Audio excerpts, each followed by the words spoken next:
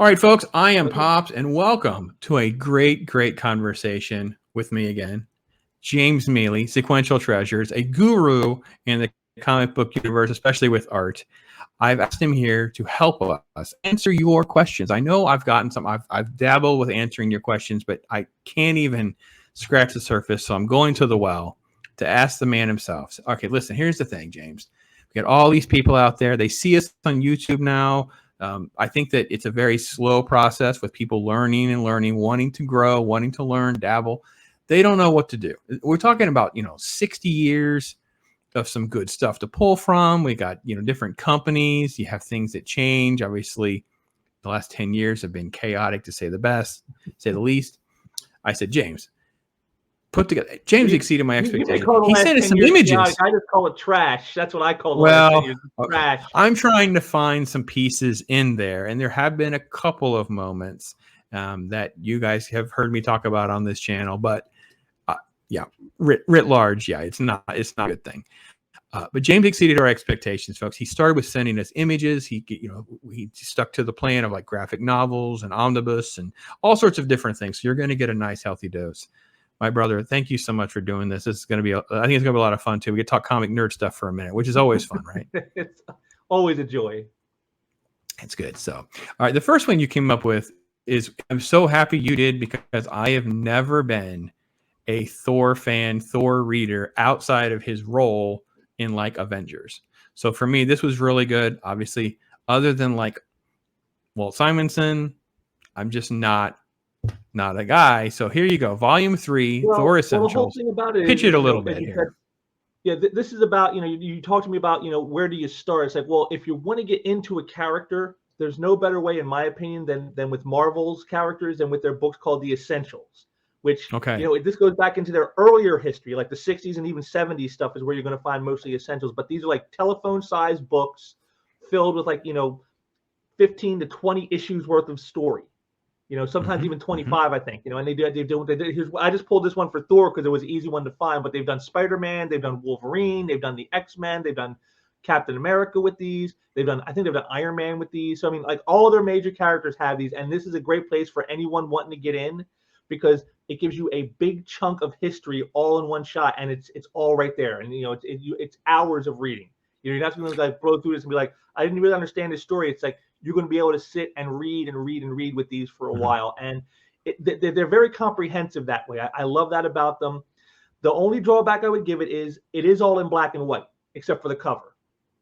So if you're looking for color, you're not going to get that with these. But if you're looking for just meaty, like, I really want to get into these characters, I really want to learn about what these characters are all about, the Essentials from Marvel, that's one of the ways to go, I would say, is and you can see this is volume 3. There's been multiple volumes on all these characters they've done. So, I mean, there's plenty of stuff out there that can get you in and get you up to speed on who these characters are, what they're about, and, what the adventures are all for. So, I mean, that would be one of my... So, cost benefit, right? So, cost is super low, right? Very economical thing. Yeah, it's. I think if you broke it down, it'd probably be like less than $1 per story in these essentials. You'll find it cheaper than that. You can find essentials for $10, man. I'm telling you. Go to your local comic shops. Exactly. That's not kind of guys who may discount them in their stores to get rid of them or whatever. So but I'm saying it's like you're going to be paying well less than $1 per story in these books. So it's definitely very cost effective. So you're getting a lot of books for very little cost. As you said, the trade-off is you're going to lose some of the impact of the art, right? Because you're going to have more of a color, or you're going to have a lack of color. But it depends on who the artist is, because obviously you and I would be like. One factor, but another factor is again, as me being the art guru that I am. Sure. Sometimes when you look at the black and white versus the color, you'll miss things in the color version that you'll notice in the black and white because the color is maybe either so overpowering or it's so bright, or if you're so focused on something, you miss a little bit because the color is blocking something out because you're focused on that. Whereas when it's in black and white, you'll notice things, because I've done that with art. I've bought pieces and be like, oh, wow, I never noticed that in the story when I read it the first time in the book because it's in black and white now. So even there, the black and white can be beneficial if you're more of an art-minded person, because you might see things that otherwise you wouldn't have saw if it was in color. So it can benefit that way too. But yes, if you're a person who's, I need color, well, you're not going to get that with these. But again, all in all, I think this is a great package. It's well put together, and like I said, you can't beat the bargain as far as price goes.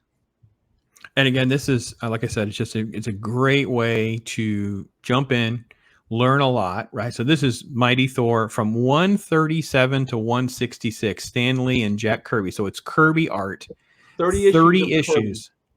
So imagine, you find this thing for 10, 15, 20 bucks, 30 bucks. I mean, you're still less than $30. You're like a buck a book. So anything less than that, it's like, it's crazy. And again, these are also very vintage. So the original copies, sometimes even relatively beaten up copies or subpar condition books, are very expensive. So this is a great way to catch this. Maybe you haven't read before. That's another factor too. Aside from like the price point, is to collect all those issues you just listed from 137 to 166. Sure. To get them in any decent grade is going to be buco dollars. So you're going to spend a lot less money, and on top of that, you don't have to worry about keeping this. Like where you spent like say you spent $50 getting a Thor 142 or something because you got a high grade copy. You spent $50 to get it. Now you're worried about reading because like, well, I don't want to damage this thing. I just dropped $50 on it. Whereas with these, if they get a little beat up, you spilled something on it, or it didn't, as long as it didn't like totally destroy the book, you're not going to worry about it because like, oh, well, it was only like 80 cents per story. I'm not out no big chunk of money. It's only like $15 to get this book. And these things are not collectible from a value point or an investment point. Like these are like just collaborative. So, and by the way, notice what James just said for you Troy Pacellis and others out there that mock the old man for saying, yeah, you buy a $50 comic book, that may not be the one that you want to read. You want to go find a cheaper version. See, I'm not the only crazy person in this arena. So let's move on to the next one. This was a goat. This was okay. And I think this was also a fun one because this is Frank Miller's first work on Daredevil. And I recently did a couple of videos.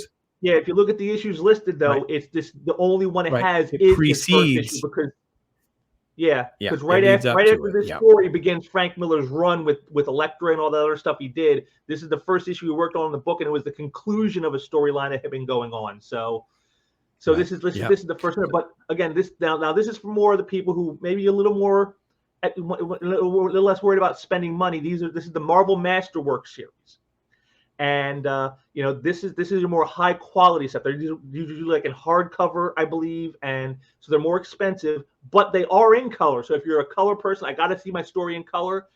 This is the way to go for you. Versus the Essentials, which are in black and white. It's kind of like the Essentials, only like a higher grade. Like we're sprucing them up for you. We're giving you a hardcover. We're giving you color. We're giving you maybe higher grade paper. Like we're fancying it up for you, and that's what these are. So if you're someone who's a little more like in a book minded way, and like I have to have a nice row of books on my shelf, this is probably the way to go. Is with these. So that would be my thought for someone who's a little more book minded, a little more one higher grade of quality in the production. This is the way to go. And I wanted to zoom in and raise this up so you can see the 15 issues. Yeah, you can see the issue numbers right there. Yeah. But these do get expensive. Some of these are very sought after because again, they're collecting what could potentially be very expensive comic books or a very serious run or things like that, and they're hardback.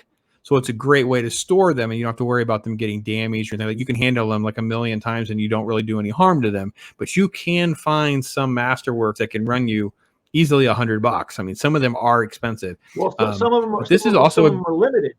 Some are limited. That's the reason too. Yeah. They were out of print. They're out of print, and so they're limited now, and so there's only so many, and so that makes them more valuable. But yes, like I said, again, this is definitely not for someone who's economic minded. But if you're someone who I gotta have like the best quality of stuff, I want the best quality to read, with color and everything else. And like I said, you're not going to get better than this. This is the Cadillac for you. Again, you get a nice chunk of story. Like I said, right here, it's all 15 issues worth of Daredevil right here, all in one shot. I mean, you're not going to get better than that. And again, like I said, the price, again, depending on the volume, depending on whether it's in print or out of print or how many they printed originally, it can get expensive. But again, it's just if you're looking for a way to get in and have high quality, this is probably the way that you want to go. Yeah, it's a good one. That's a good one. Yeah, I did a video on this actually not the Daredevil run where it ends at 158 because there's kind of a gap of about 10 issues, because he really doesn't get total control of Daredevil until 168 when he introduces Elektra. That's where he's the writer and the artist. Roger McKenzie was the co-writer. Yeah, so there's all of that before that. But once he gets to 168 to 181 in particular, everyone kind of sees 159 as the beginning of Miller, because that's where he kind of really steps in, and he's like I said, McKenzie is co-writing with him, but it's really Miller's story. And everything he does in those preceding issues before Elektra is all to set up Elektra.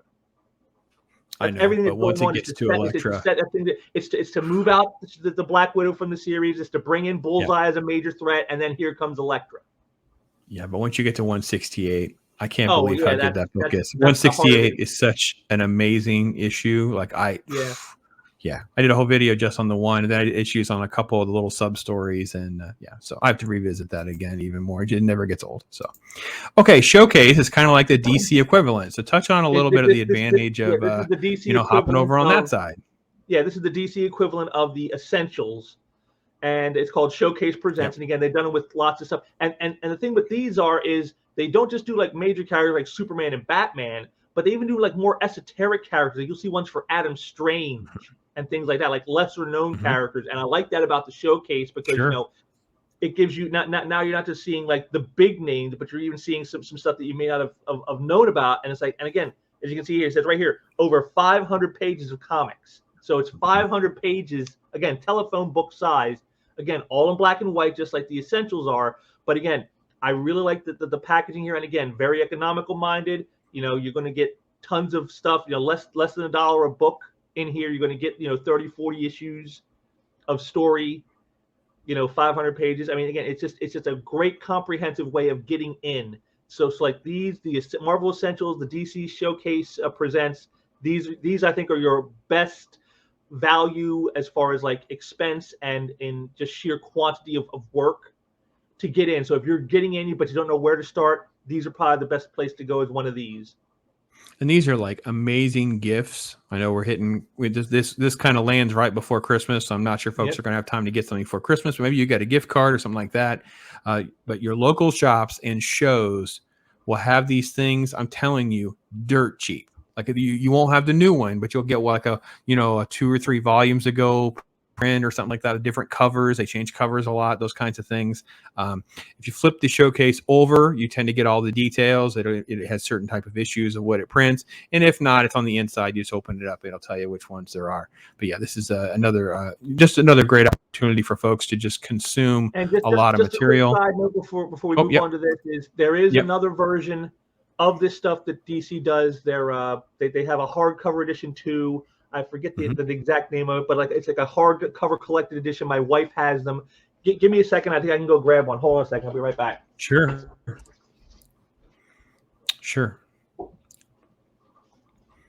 Let me pull him out for a second and just say that. So again, I really want to try to make sure you guys understand the one benefit to this, in addition to where do I jump in, it's balancing that budget and cost price point for you, especially with some of this old stuff, especially something like Batman. You start talking about the price of Golden Age issues and things like that, or going back even to Bronze and Silver Age issues. You start buying one of these to read, it reduces your handling and the chance of damage to an older book that you might have more of a collector's stuff. Now, I'm not saying don't read the older stuff or read the originals. I'm just saying, it's a cost benefit thing that you need to assess on what you're wanting to do. And what is the DC ones called again? Because I don't remember what they're called. There they are. Yeah.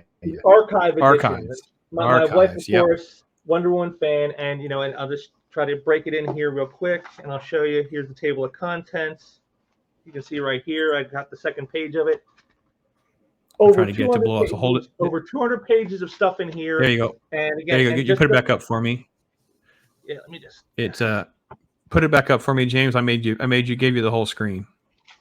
Okay, there you go. Yeah, there you go. See, you can see all your stories and issues. Look at that. 200 pages. And I'll just give you guys a quick taste of something in here. Let me see if I find something good. Here we go. This right here. This will work.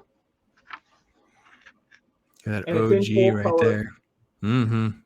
Good quality paper. Good quality transfer. And very, very nice. Very, yeah. So Those are really. That's DC's version of the Marvel Masterworks. So the Marvel Masterworks is Marvel's, and this is DC's version called the Archive Editions. And again, the archives are really popular at like brick and mortar retail, like a Barnes and Noble and stuff. You can get those anywhere. $50, $50 for the Archive Edition here. So again, it's pricey, just like the Masterworks are. But again, you saw the quality paper, the hardback, the full color, everything you would want. And again, over 200 pages, it was like what? You saw like what, 15, 20 different stories listed in the table of contents. So plenty of material. So again, like I said, for the connoisseur, the high grade people, you got the DC Archive editions and you have the Marvel Masterworks. For us plebeians out there who aren't quite so flush with cash, you have the DC Showcase Presents, and then we got the Marvel Essentials. And that's basically where I would say if you're going to try to jump in. You just be a prudent shopper. You put them on your Santa list, and you just, you work yourself along over some time. Be patient out there, folks. I mean, my wife would have been thrilled if I said, "Listen, I want the, this is the archive edition of Batman that I want. Here's what it looks like, or here's the note. Here's the link to this. You can, or just go down to your shop and you start piddling around. Whatever. You ain't paying $50, man. You will. These shops will move those at least half that price. I 100% guarantee you go down to your shop, you start buying these things, you start finding some that are sitting there kind of cold they're going to move them for you. They'll be happy to make some money off of you doing that stuff. So let's go on. Oh man. And you chose an example. Oh my gosh. Let's talk about a great read, folks. Woo! This again, this is with Pop's whole point here is he wants to talk about where to get in. Of course, the best way to get into any character is at the origin. And of course, here we got Batman Year One by Miller and Mazzucchelli. It's a classic story. It's the Batman origin. Like, as far as most people are concerned, if you've grown up with Batman in the last 30 or 40 years, this is the origin for you. Yep. And that's always the way to go. Again, a nice trade bound collection of that story. A nice graphic novel style way of doing it, and it's a great presentation. And again, so just if you go to your local shops, talk to your local guys and just ask them, hey, I'm looking for this character. Do they have an origin story, collection that I can check out? And again, like Batman's is just a classic one right here. It's just easy. It's the best way to get into a character so that you get all that you need. And then whenever you jump in after that, whether you're starting at issue 1 or issue 1000, it doesn't really matter because you at least have the basis of the character for yourself now. So that's always the best way to jump in is on an origin collection. And I will tell you, folks, I recently looked at this because I'm still researching my plan and my schemes, James. Because I get closer to retirement. I thought about the virtual shop and something like a Pops thing. It's like, well, what if I had a little store where I would have these things that we're talking about? It's like, here you go, I'll ship them to you. And it was like I tried to find I found people who have bundles. They'll select bundles of graphic novels, and you'll find like 5s and 10s. And you get them even cheaper than buying them individually. So, find 1 or 2 of these things that you're interested in and, kind of work from there. So, and again, a collection like this is like 4 issues long or 6 issues long. Again, it's not as meaty as the book. It depends on the story. But a nice origin to be like usually probably around a 4 to 6 issue type collection. And those will run you anywhere from, depending on the quality and whatnot, anywhere from like say $10 to maybe $20 is kind of what you'll be paying for something around that size. So again, more than you would with the essentials and the DC showcases and stuff like that, but still, again, and these will usually be in color as well, so you'll at least have that going for you. But again, still for the price, again, if you were to try to collect the individual issues of Year One, very expensive. You're going to pay and get them in high grade. You're going to pay a whole lot more than you will for a trade collection like this. So Batman 404, which is the first part of this, is probably like $40. If you want a really nice copy, because you're talking about the origin of Batman. It's the first appearance of a couple of characters. Yeah. So again, you want to invest, you want to own, let's say, those nice copies. And all the rest will be at least a good 20. So we're talking right 10, there. $15 a piece. Yeah. You usually easily spend $100 to get nice. And again, I'm not sure you can get all of them in nice grade for $100. You probably have to piecemeal that together. It'd be pretty rare to find somebody who would part with them in that nice a grade like that. So, all right, let's keep going. We're doing great. This is awesome. And here we go. John Byrne, Man of Steel, Superman. This is a personal favorite of mine, the Superman Man of Steel miniseries from '87 by John Byrne, where they basically retell Superman's origins after a crisis. And again, it's just a great jump on point. You know, like I said, you can see it introduces, you see all the characters on there. They show all these other characters. You got his, you know, Lois Lane. You got his first meeting with Batman. You have Lex Luthor. You have his parents. All these major characters that would be influential. And again, this is the reason you want to get a book like this, is because you don't just get for the character themselves, but also for all that great supporting cast they're going to have. And again, like I said, when they're trade collected like this, it's a nice package to get you up to speed on the character, their world, and all those who inhabit their world. Yeah, you get a lot of this context, because a lot of times when you're picking up or jumping in stories, they start talking about something that happened with Bizarro, for instance, who's on that cover, and maybe you're just not that familiar what they're referring to, and you're kind of like, I'm not quite sure I understand. It's, well, this is why. Little things like this, and also, again, you can check the issues. You can find on the side, it will show you if there's multiple volumes, because a lot of these will be volume 1, 2, because of the comics so long. You know, there are only going to be so many issues per page.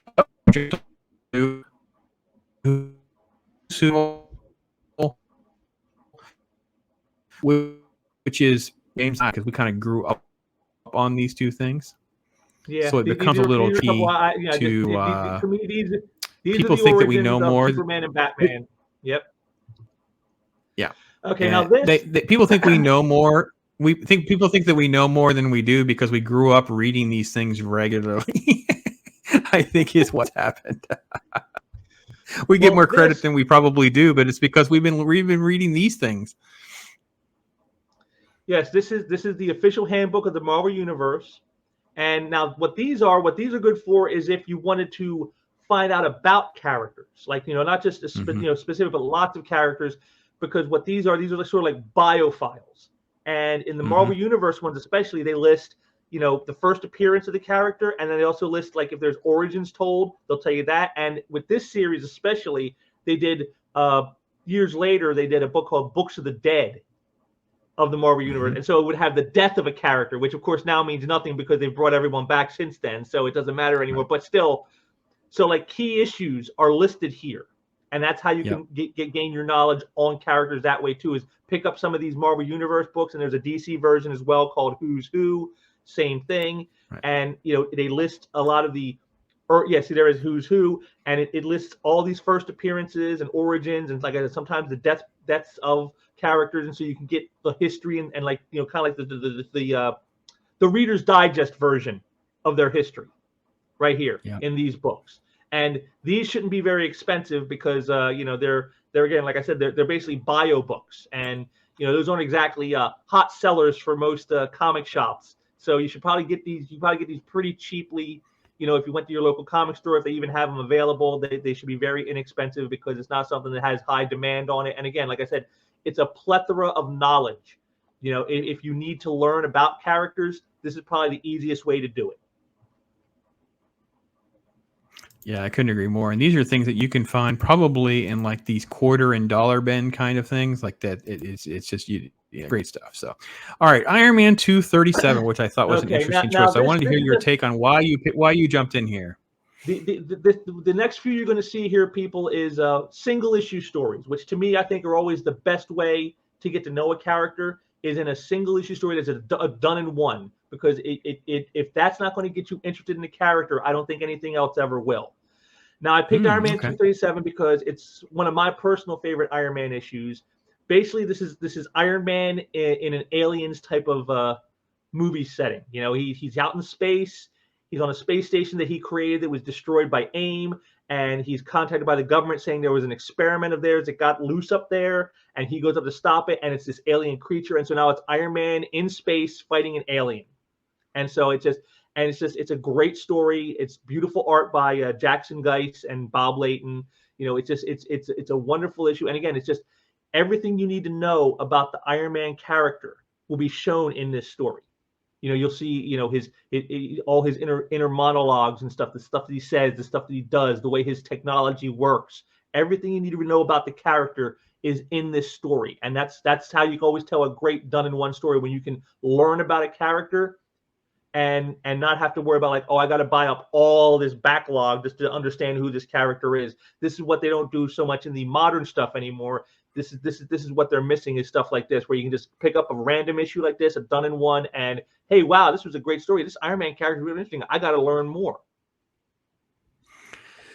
Yeah, I'm really glad you chose this. I'm not a massive Iron Man reader either. Again, outside of the Avengers, but when I saw this, I thought to myself, well, that is an interesting choice, because obviously I was really more into the stories that kind of preceded this, because you had things like Armor Wars, and then even before that you had, but some great stories, but not something that was like this great standalone issue, which you kind of maybe wanted to go back and revisit this and do more of a spoiler review on this issue. I think you're really bringing up a good point of doing. I call them my good read, must read, don't reads, and I think I may do that on an Iron Man. I was doing them kind of on series. I think you saw one of them, and you had a great response on one of them, and it was like, put up an example for each category. Now I'm more like, I'll read this thing and I'll kind of tell you where it lands on that category of, what would you consider to good, because it's just a lot to, as you well know, it's hard to juggle the amount of content that I'm trying to create and also read a comic book and try to come up with some sort of interesting input to try to make it reasonably interesting. But yeah, this is a good one. I'm glad you chose that. Thanks. Let's see. Sorry, I had a little. There we go. All right, 327. I assume a similar thing, because it was another interesting choice of a John Walker issue. Yeah. Yeah, it's connected to the previous issue and the next issue, but not directly so much, so that you can just read this issue on its own. But again, this is a great one, because again, here you learn about two characters. You got Steve Rogers, Captain America, and you got John Walker, who would later become Captain America shortly after this, but here he is as the Super Patriot. And again, it's just a great battle. And again, you just learn so much about the character of Steve Rogers in this.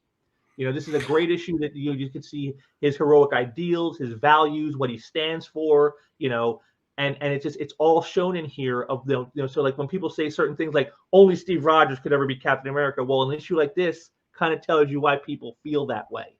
And so again, it's a great done in one issue, great action in the story, like I say, just a great story all around. It's that beautiful Mike Zeck cover. And it's just a great book for anyone who would want to, again, just learn about the character of Captain America. Just you want to learn about who he is and why he does what he does. Well, how he differs from the way other heroes may operate. This will give you all that right here. And I think you really hit the nail on the head too, because it really starts to explain if you like Captain America or not versus like John Walker. You kind of want to understand some of that, because obviously, if you really like this issue, I'm telling you, you're going to want to read like the next 7 issues, because this is where you start to have the transition of Steve Rogers resigning, and then you have, the U.S. agent, and you have the transition that starts coming into play here with John Walker and some of this different things. So you really have a nice. I got to be honest, I reread some of these like before I really was even doing this YouTube thing like this. I reread like 40 of these issues before the Falcon and Winter Soldier thing dropped, to just kind of revisit the John Walker legacy, the lead up and the aftermath. And man, I was so impressed with sort of the lost art of single issue storytelling that you say his name right, Mark Gruenwald. Did I say that right? Mark Gruenwald, yeah.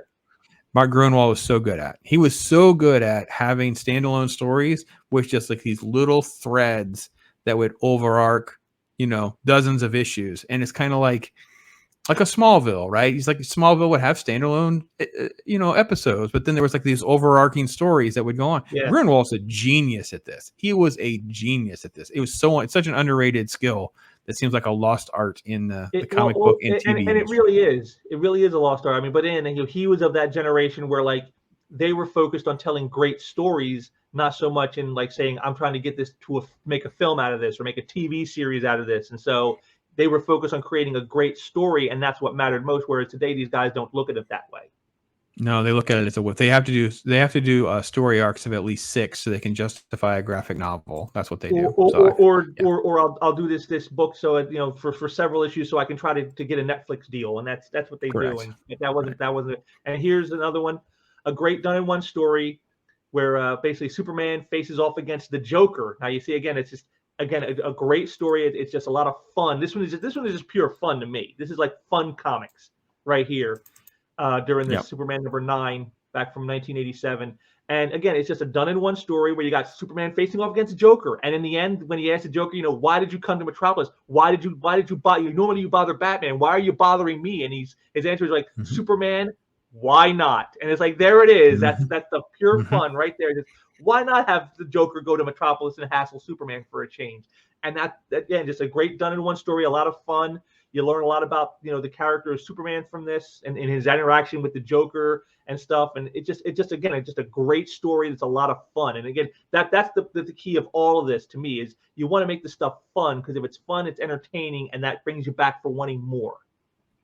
Yeah, and I will say, as someone who is really a diehard Batman collector, reading anytime I found out that Joker was in Superman or Wonder Woman in particular, I was down to read it, because it was always such a great contrast. So everything that normally goes on in their world, it creates something interesting and, like you said, fun. Like, it just didn't really matter. Now, sometimes there's multiple issues, but at least with something like this, it was definitely a lot of standalone. But yeah, I couldn't agree more. This is actually a great issue. I really enjoy rereading this one for sure. So, that was our 10th one. Oh my God, there's no way that's our last one. No way, I guess it is. Okay. Yeah, that's it. So I'm waiting for our screen to go away. There we go. So when people are, because the other thing too that we don't have really anymore, and I bet they could find them cheap as well. I haven't asked a local shop. I should do that. We had price guides and stuff that were out all the time. So it was a great way. I know people always think of price guides as just a price guide, right? But for me, it was like an inventory list. I was like looking for tips on what else an artist or a writer had done, maybe some sort of, why do I go to the store and every time there's no Batman 404 to 408? I don't understand. Why is that not there? And you get a price guide and you're like, it says Origin of Batman, year 1, part 1. You're like, oh crap, that's why they're worth a lot of money. So they're on a wall somewhere. I got to go find, because you don't know. When you're a complete noob, you don't know. You go into a store and it'll be like issue 403, 409, 410. And then there's nothing. And there's like 416, 417, 18, 19. Then there's like nothing. And you're like 430. And you're like, okay, I don't understand why they're never there. And it's like, oh no, they're on the wall, or the store never has them, or they're like, because whenever they get them in, they go right back out, because everybody wants those issues. Everybody wants those issues, especially some that also not only have important stories, they have like special covers, right? Because back in the day, the cover thing didn't catch on nearly as much as it is now. But like, you are hard pressed to find like a Batman 423, which is that classic Todd McFarlane Batman cover that he did with that swooping cape. Which now these books now are up to like $100 raw, because the demand of that cover, because it's like the cover is like art. Like the people, if there's something that has transcended into like art category that really was not, literally for decades, that's one of the issues that has it. That issue has moved in a way that I don't think any of us saw coming. Like it really, really has. That's really cool. that just tells me something I've always believed, which is, a really great cover will get someone to pick up a book. Even if it's not, they're not doing the interiors, the cover alone. That's the first thing you see. And if you see a really great cover, you're like, oh, I gotta get that book. Like you saw the ones I showed, like that Iron Man. You see the alien crashing through and grabbing him. Does that not make you want to go, oh man, I gotta pick this up? What's going on? Oh my God, he's this thing. What is this thing? What's going on? I gotta pick it up. And a great cover image does that. And so I'm not surprised that a McFarlane cover would be so sought after that way, because again, it's just going to drag you right. Even him just with wrapping a cape around somebody, it's just like that image is just so visceral. Yeah. But I think there's certain covers that are kind of, so I have a couple of apps that I use, and there's like a new category in one of them that talks about covers. So there's a whole category for covers, and they break it into different subcategories. And I was like, this is really fascinating that things that were not, I want to say not popular, but they were not. They just weren't sought after. That book, that Batman 423, probably was a $5 book for years. Like it was just not something sought after. They actually reprinted it. There's I think a second printing of that cover as well. It's not just first print. There's been a second printing, because again, it was popular maybe at the time. Because Batmania back in the late, yourself, Pops, back in the late 80s, Batmania took over the world. Right there. I wouldn't be here if it wasn't for Batman 89. Batman 89 changed the game for me. I just totally did. So to hear that book is worth so much money now, You know, Yeah. even with a second printing available, it's like that's not a surprise. That's not a But it surprise. surpasses. The demand has now surpassed Year One and Death in the Family, which to me is what that's when my brain kind of short circuited. It's like, okay, no one in their right mind would have seen that coming though, because it's just a No. standalone issue and it's just one cover. McFarlane wasn't a cover. He didn't do a bunch of covers. He didn't do a bunch of art or that. No, it's just this one cover, and it's that cover. Same thing happens over in the Well, X-Men series. Like when he did do a tiny bit of Batman art. If you go to what Detective was it? Comics, Detective year the Year two, Two. Yeah. year two, But he those did, and covers, he didn't even do all of them. He only did the last three parts of it. He did yeah, a parts 2, couple. 3, and 4. Part 1 was done by Alan Davis. Yeah. But yeah, Yeah. year 2, which it's Batman with a gun. Yeah. So, but the same thing over in X-Men, sure, everyone knows about the Jim Lee, Chris Claremont run and the multiple covers and whatever. But then you're cruising along, there's a couple of those covers that have kind of transcended the demand into like normies where like, no, everybody wants this. That's my X-Men. And it becomes things where this is why the grading market got all wacky, because they're like, no, they would rather have it slabbed and something that's on a wall in a hard case. Yeah, they don't want it really ruined. They don't want that thing cracked or anything like that. But obviously, it's more secure. It's easier to frame, those kinds. So there's an appreciation that has shifted in the market, and I'm really hoping that the industry understands. I know there's a variant cover issue with this too. We could go down that rabbit's hole, and I have to admit I'm just as guilty, because there are certain things I would really have no interest in reading, but the covers, the art of the cover would get me interested to have something like that. Carnage is a good example. There are Carnage covers that just blow your mind at how good they are, even though I can tell you the stories are dog crap. There's just nothing remotely happening interesting in some of these books, but man, the art, your socks is just going to come right off, man. It's freaking amazing. So, well, my whole premise, I've always said this, is great art gets you to pick up a book. Sure. But a great story keeps you coming back. That's true.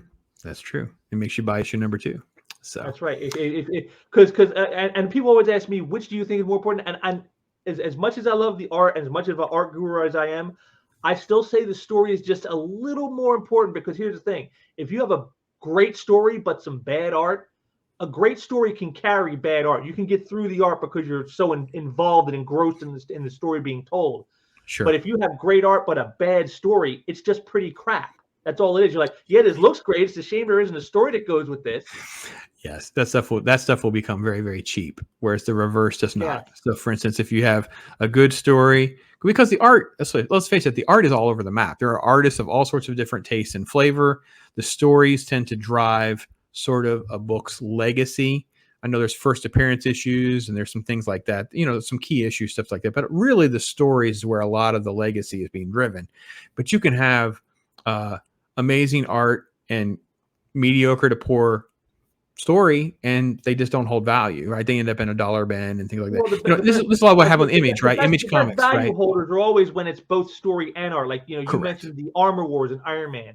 Those issues are all pricey. Why? Because the Armor Wars, it's got beautiful art by Mark Bright and Bob Layton, and on top of that, the story by Dave Michelini is just incredible, and that's why that book still resonates. It's why it's so valuable. It's why people still want to read it even years later. So when you get the marriage of them both, that's what you want. But again, if you had to choose, I would say story matters just a little more, because you can always get someone to do a decent cover to get them to pick up the book, and even if the interior art is crap, if the story is there, people will be engaged. Whereas if you don't give them a story to engage with, it doesn't matter how nice the art is, unless they're an artist themselves, they're not really going to care that much. It's like, well, why should I care? It's just pretty crap. Yeah, no, I agree. And literally, to me, this is what kind of happened with Image Comics when they kind of went on the scene, and there was some good stuff. And then after a while, I'm looking at Jim Lee pretty stuff that just, I don't care about any of these characters. And you look at this, I'm like, I don't care about any of these characters. You really do lose interest as a reader / collector or whatever, and they don't hold value and things like that. So, and I will say another reason I wanted to have James on too is he at least has conceptually the concept that yes, there are readers and collectors, there's investors, there's cover collectors, their character. He understands, because we've been doing this for so long. He's been working in like a retail space for so long. He understands that there is a shoe for nearly everybody. And I got to be honest, even like people, there are people that are into like what I consider almost like the dog crap stuff. Like I don't really want to, they're into it. Though they're diehards, man. I know. To each their own. I used to be one of those diehards. I mean, again, back in the day when I would just buy a book, and even when the run is sucking, I'm like, I'm just going to stick it out. I'm just going to stick it out. It's going to get good again. It's going to get good again. And you just try to stick it out and hold your nose for that writer or hold your nose with that artist. Just wait, their run will be over soon, and there'll be someone else. But I'm not like that anymore now. It's like, I demand quality. It's like I don't, I'm not just going to keep buying just for the sake of the collection. I'm not going to keep buying just for the sake of the character. I'm going to buy because it's actually worth buying, and that's how I approach it now. But yeah, I had that time where I was like that, where it's like I don't care how bad it is, I got to stick with this because I've been reading this book for the last 10 years. I got to get every issue. I got to stick with it.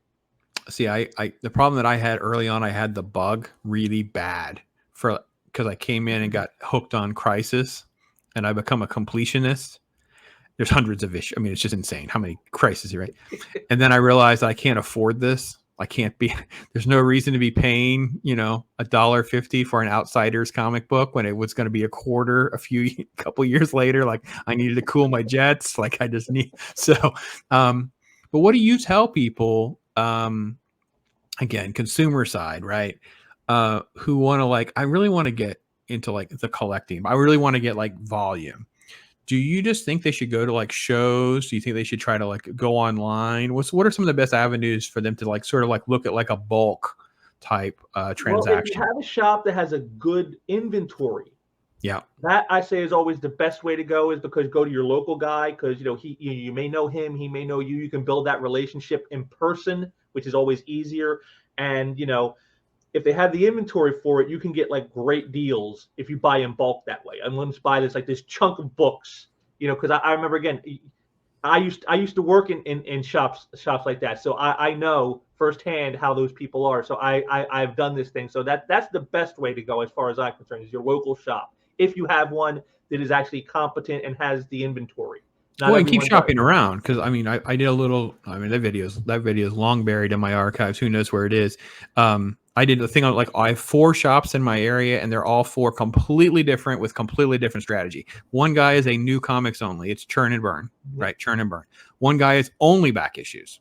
There are no new issues. He gets a new issue when he buys a collection or something like that, and it just happens to come in, maybe a trade, I guess. Then you have these hybrids, and the one that does care absolutely less about customer service. They're just in their own little world because they like comic books, but they have no idea how to deal with a human. So you end up with all kinds of situations. And here's the thing: you have to find what you're kind of navigating for. And I want to see James's thought on a scale in the comic book universe. The most important thing, in my opinion, is a balance between your patience and your wallet.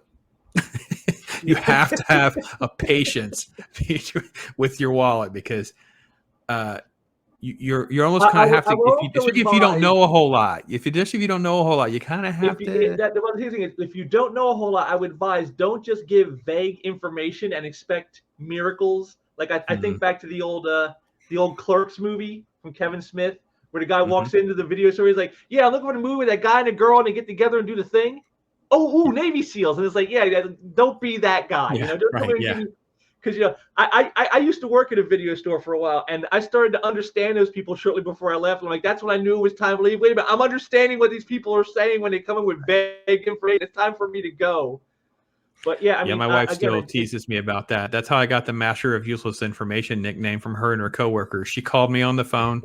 Who's the guy with this and this and this? And I said, oh, that's this. It's a John Cusack movie. It's this. And she literally didn't say anything else. Didn't say I love you. She just said, thank you, bye. And I'm like, what was with that phone call today? And she's like, well, this is what came up and whatever. I said, so I'm like your encyclopedia? But she's like, no, you're like the Master of Useless Information. I don't need to carry that. I know I have you. Now, thank God, everyone has Google on their phones, and I don't have that happen as much. But yeah, it still kind of happens in this arena in particular. So. Okay, so then let me ask about the retail side of things. Now, it's not exactly the same for someone like yourself who does more like comic art. It's a little bit of a different nuance and that kind of thing. Let's say someone wants to really kind of figure out how to maybe sell their comics or figure out how to maybe scale up in that type of arena. What are some of the tips that you think? I mean, obviously, it's hard to know how to spend your money because the market is saturated with an internet. Like, you know, it's real easy for someone to find and overpay for something, then find you and pay a more reasonable price. Well, like I said, that's my synopsis I of would it. suggest again looking into your local guys, and again getting a price guide if you're focused on the value side of things. You know, because I'm sure they'll have those available if nothing else, and just educate yourself with what stuff is worth. You know, because you're going to find there's a lot of people out there that they don't really want to help you that much because they want you to be ignorant because then maybe they can take advantage of that. I remember when I first got into the comic art thing, you know, as a collector, not as selling it as I do now, but as a collector. And, I was where I'm like, am I overpaying for this stuff? Am I paying too much? Because I mean, this stuff is very expensive. A lot of it, it's not like something you just go, oh, here's $10 out of my pocket and I'll go buy a Jack Kirby cover. This stuff, it can get expensive. It's way crazy, even more than the books are. And so I asked a guy who actually was selling at the time. He has, a business he runs selling this stuff. And I said, how do you know if you're paying a good price or not? And I tried to get him to give me some insights, asking him. And he was very cagey and didn't want to tell me. He was acting like he was the colonel. And I was asking, what's the secret blend of herbs and spices in the recipe, you know? And it's like, no, you that's were. not what I'm doing. You were. Yeah, but that's not what I was after. What I was after is just like, how do you know if you're overpaying or not? I don't want to end up overpaying. And I kind of learned, they don't want to tell you, one, because they got the little secrets on how they do it. And on top of that, they don't want you to know because then if you're more knowledgeable, you're going to be more cagey yourself. And so you won't be able to fall for some of the stuff they may try to pull on you.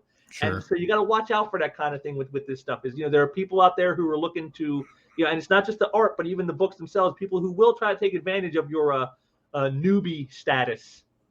If you're someone who isn't knowledgeable. So I would say go out, get some price guides, talk to people who are willing to talk if they're willing to talk, and get yourself informed so that way you can't be taken advantage of that way. Because again, there are people who that's what they want. They want you to be, lacking info, lacking knowledge, and that's what they bank on. And so just educate yourself. It's not that difficult. Price guides are easy to obtain.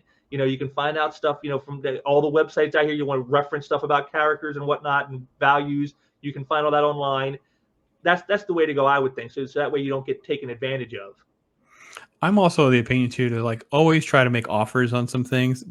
Be courteous with your offer, but always make offers, because this is the reason why I don't really promote my eBay store. It's like it's impossible to keep up with the pricing in the market. Like it's just I don't do it full time, so it's like stuff that's in there. People will be like this.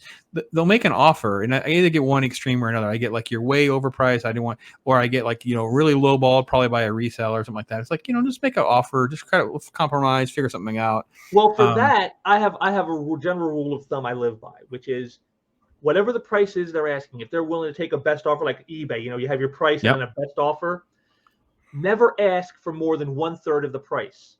So like if say you had a piece up, I'm just going to use a round number here, say $300. At least come with $200 or you're wasting their time, because if they were going to accept $100, the price would be a lot lower than $300. It'd be $150. You could then be willing to accept $100. Right. So never ask for more than 1/3 of the price, because otherwise you're just wasting their time. And so like when I do that myself, when I go online and I do eBay and stuff, I'll ask for like maybe 20%, 25 maybe. And that's where I'll leave it, because I figure that's a nice discount, but it's also not insulting them, to the point of like saying you should give this to me for nothing. The other thing you can do on eBay in particular, and this is actually a nice feature as a seller, if you just watch it, so the little heart button, you click the heart button, it'll light up. So now it's on your watch list, right? Yep. A seller can be notified of so many watchers, and they can make an offer to those buyers. And let's say I offer 20% off. You at least can gauge where I'm coming from. But as a buyer, I've had that happen too when I'm doing eBay more recently. But what I noticed there is the guys who do that, they don't really offer a whole lot most of the time. It's like, oh, here's 5%, here's 6%. Oh, it's right. Like, yeah, no, I understand. Well, it depends if it's already. Well, to me, that's the other side of it. Is whereas if you're the buyer and you say, well, I want 40% or 50% off, you're wasting the seller's time, because they're never going to sell for that. But whereas if you're the seller and you say, well, here's 4% or 5% discount, it's like, well, dude, you're wasting my time as a buyer, because if I was going to accept that price, I just pay your full price, only 4% more. What's the big deal? If you make me an offer that's actually worth me, like here's 15% off. Oh, okay, that's something I should pay attention to. But you're going to offer like 4%, you're just wasting my time. Yeah, it's like it's just a give and take back and forth. But for instance, I get an issue with it's an item that my wife's looking for. Now, in the regular world, this thing has gotten very expensive. So let's just say $40. And I go online, I find a whole bunch of them that don't have offer. They're just buy it nows. But let's say they're 25 to 28. I just like them all. And eventually I had someone offer me, 22. I ended up with a 1999. I ended up with a really nice deal. So I was able to, you kind of have to just know you're kind of like playing a little bit of a dance here back and forth. And I will say on some stuff too, like if let's say I have an item is $20, but I run a sale and the sale now is 15. It's a deep enough sale, right? But you go in and you offer 12. I'm like, wait a minute. It was normally 20.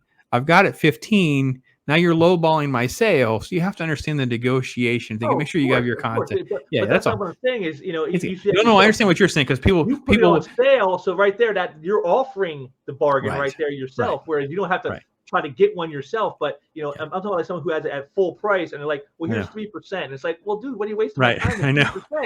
I send you an offer of $18.90 or something, thinking like I'm doing somebody a favor. Yeah, I'm like, I got a $200 piece of art I'm watching, and they're like, "Well, here's 3%. I'll knock off $6." Like, dude, that doesn't even cover the shipping cost. That's not even the shipping. Yeah, I know. Yeah, it's crazy. Why are you wasting my time?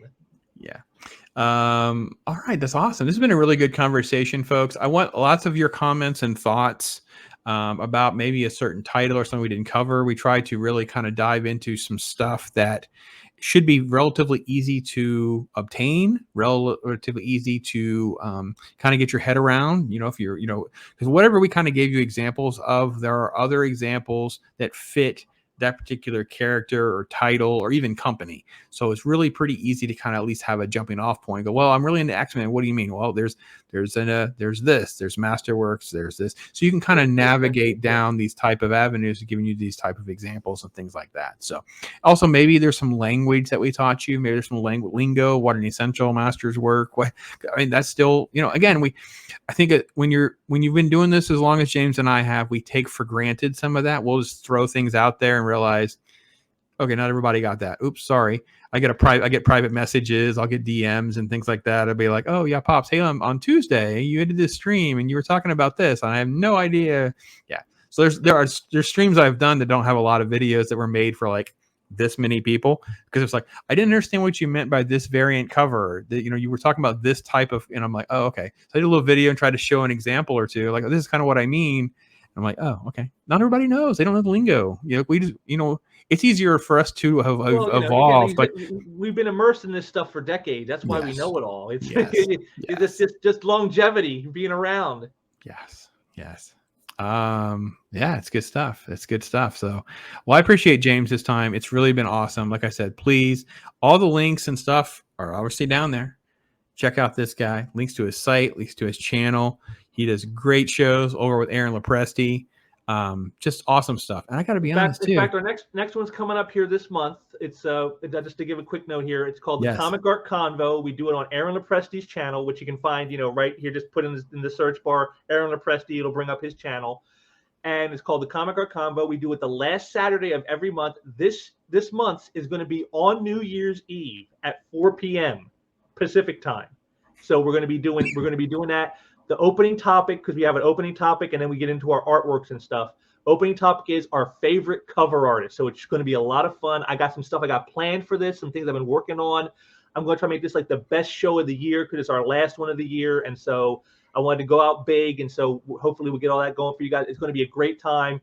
It's really been growing. A lot more people have been taking note of this. And I'd really like to see even more, because like this is just something we do for fun. There's nobody, we're not trying to sell stuff. We're not trying to get you guys to give us money or anything. This is just something fun we do for fans, because we figure, hey, everybody needs a good time once in a while, and so that's what we provide, me and Aaron. And just we talk comic art, we talk geeky stuff. It's a lot of fun. And like I said, this next one coming up is New Year's Eve. It's going to be our biggest show ever. And if you guys can be there for that, I'd love to have you, because the more the merrier.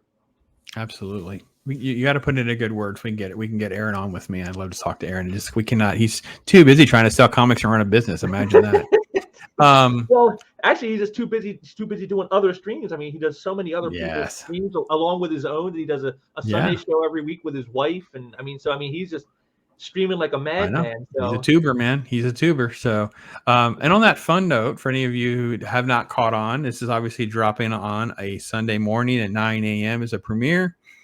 I'm not always able to keep up with the chat, but I do it as a premiere because I like to get some of the feedback with the chat as we are doing this, because it kind of helps me know what some of the convo would be. Lots of questions come up, things like that. So if I'm not actually responding, I will try to respond. But also, if you've missed it, on Saturday mornings, I've started doing Saturday morning cartoons, Pop Spectives. We're doing X-Men animated series, Batman animated series, old school Saturday morning cartoons right here. We're just doing little episodes, just doing little story arcs, talking about the episode, giving you some thoughts, revisiting some ideas. Every now and again, there's like a comic book reference that I'll throw out, like this comes from this particular issue or that issue. And if nothing else, it makes me extremely happy, James. The joy I get out of watching Batman animated series, oh I man, cannot even. I mean, I am on like episode 9 or 10 of the first season, and we still don't have Joker, Penguin, Riddler. That's how smart they are of universe building. Of like, you're so immersed in all of this, and we didn't even get to the biggest of the rogues gallery, and just oh my god, it is pure comic book joy, and two completely different principles, in my opinion, on, I want to say, selling their product, but that's kind of what they're doing, right? Batman is like extending the Batman lore by making modifications to character designs, little modifications to this, expanding their universe. X-Men is selling their stuff. This is this story. Here's this story. Here's that story. Like, you literally ping from, Muir Island to Days of Future Past, and you literally have very specific things that they were trying to accomplish. It is fascinating. I'm loving it. I'm hoping fans are enjoying it. I'm recording videos ahead of time and queuing them up as well. So yeah. So it is fun to do this. It is fun that we can be across the country from one another and talk at least once a month, maybe multiple times. I don't know. I do the best thing. I'm the problem because I'm the one with the crazy schedule, not this guy. He can figure it out. Well, I'm the one that's got tech issues all the time. Can get crazy, so it's not all you. Mine can get crazy. Yeah. So, but like I said, links are below. Check out his channel and all of that. But also, more importantly, check out Sequential Treasures. The art is, I mean, first off, original art, guys. There's art in there that is really, really dirt cheap. And there's also nice, beautiful cover stuff, So just incredible stuff. In a market that is. And there's always more coming in, guys. That's the thing, too, is my artists are always sending me stuff. And so there's always new stuff coming in at some point. So if you didn't see something this time, always keep checking back, because there's always going to be something new at some point. All right. Well, with that, we're gonna wrap up and say thanks again, folks. Appreciate everything. Be blessed, and continue to collect and have some fun doing all this. And thanks again to James for being with us.